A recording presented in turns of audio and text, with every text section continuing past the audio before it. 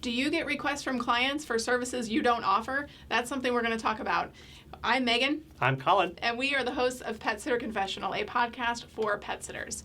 So we had 2 podcast episodes this week. The first one, we talked about anxiety and fear and stress in pet care. And all of the things that we tend to stress and are afraid of in business, and really how to use those to motivate us to keep moving forward, and how not all fear and anxiety is bad or the same, and that it can actually mean good things, that we care so much. We are anxious about things as long as it's not controlling or interrupting our lives. Yeah. And then we had Heidi Lewis back on. She was on episode 73, which was a long time ago. Almost 200 episodes back. 2 years ago. Yeah. So it was great to catch up with her, talk about how things have been since the pandemic, the new things that she's been doing. She's hired. She's gone through that whole process.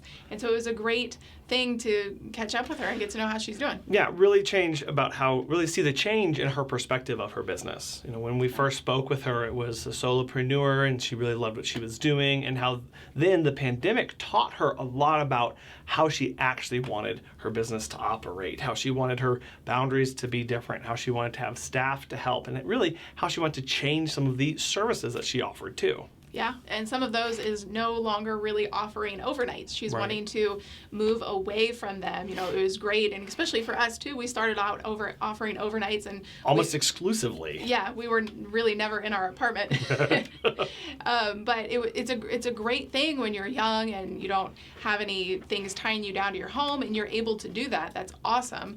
Or, you know, whatever your goals are for you and your business.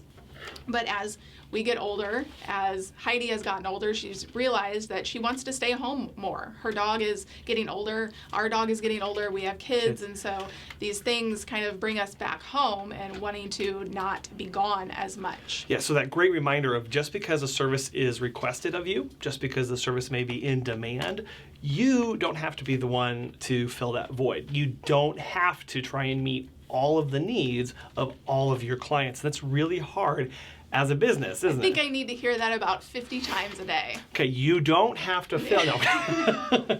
But it's tough because we care about the pets. We want them to have the best care possible, and we believe that that's what we provide. And so we get to come into that situation and decide, okay, is this actually for me? And that starts with understanding what we want out of the business. Is this business giving me what I want and need for my life? And very importantly here is that does it meet the needs of my business, means income and servicing my clients, as well as my personal life? And we forget of the tie-in that we have there for sure. Well, so there is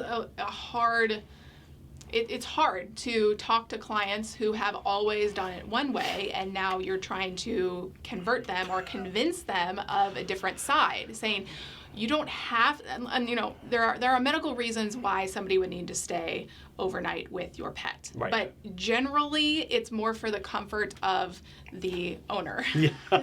Well, that's why when people ask us, hey, do you do overnights in my home? I say, is there a medical need with why you're requesting this? Or behavior or separation anxiety. Yeah, and usually it's, oh no, I just don't like the thought of them being alone. Or I've always had someone come and stay at my house. Yes, and so a lot of this is not necessary. It's changing client behavior. They've always operated one way in the past, and they think they can operate that or should be able to operate like that moving forward. And so it's part of this client education and marketing and outreach of people don't know what they don't know.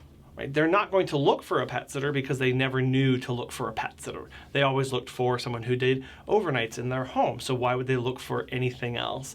And we get to take that, educate them about the alternatives, about the options, why one would be good over the other, what needs one meets over the other, and then leave it up to them. But ultimately, they may still decide and say, okay, I want you to stay in my home.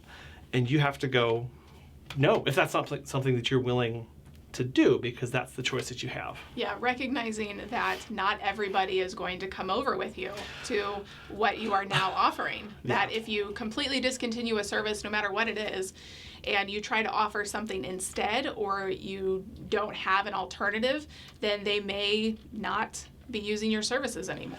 Yeah. That's just business. It is, and it's really hard to recognize that that is just business, but it is. And so building a good referral network of other sitters, of people who do offer that service, is a great alternative. Maybe hiring somebody specifically to do those services if you still want to be able to meet their needs, or just being okay with not being able to service that person anymore. And at the end of the day, you may get to that point. And so when you're having these conversations with people, I know for me, it's hard to not frame it as a secondary choice.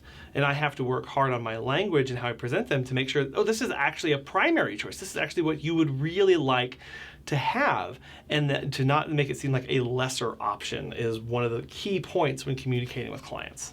Yeah, so choosing your language wisely. Even the word pet sitter, people have different meanings. We get contacted if clients say, oh, you're a pet sitter, so you stay overnight. Right. And we go, well, no, that's not what we mean when we say pet sitter. So there are terms that are interchangeable sometimes. Yep, and being aware of that. That's something that we are encountering an awful lot. They say, I'm hiring a pet sitter. I say, great. I start telling them about our services, and there's a long pause, and they go, oh, I want some people to stay at my house. They go, oh, you need an overnight. You need a house sitter is what you're looking for. That's what we call a house sitter, but then if you use the term house sitter, sometimes that means that there's no pets there. Yeah. So then people get confused of like, well, what if I have pets, or will you still be a house sitter for me? So yeah, it's very important to be crystal clear in everything that you do to make sure that your services are well defined, that they're disambiguated from other terms or other confusing terms, and know how to say what something is and what it is not, because people are going to have questions, they're going to have concerns, and that's all part of this client education process of going, I know you said you contacted me for this thing, you contacted me for overnights. I don't offer. I want to tell you about what I do offer, and always speak up in the positive about that and all the benefits that come along with it. Yeah. So it's a lot. Yeah, it is. But if you enjoy the podcast, if you have people you'd like us to interview, we would love to do that. Feel free to subscribe to this YouTube channel so you always get the videos downloaded straight to your phone. And hit the bell for notifications when that happens. Yes, there you go. And thank you. We'll talk to you next time. Thanks.